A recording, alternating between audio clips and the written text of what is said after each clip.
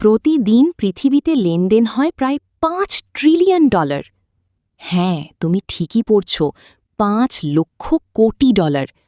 কিন্তু প্রশ্ন হল, এর ভেতরে তোমার পকেটে ঢুকল কত? $1, $100, নাকি 0? কেন ঢুকছে না?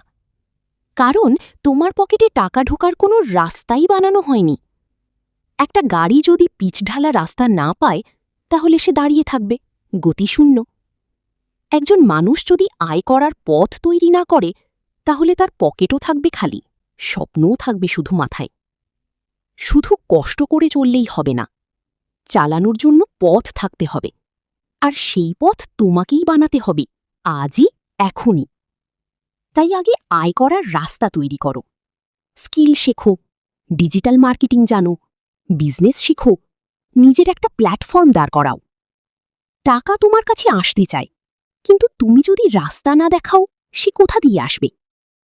দুনিয়ায় টাকা শেষ হয়নি, শেষ হয়েছে শুধু সেই মানুষটির স্বপ্ন যারা চেষ্টা করা বন্ধ করে দিয়েছি।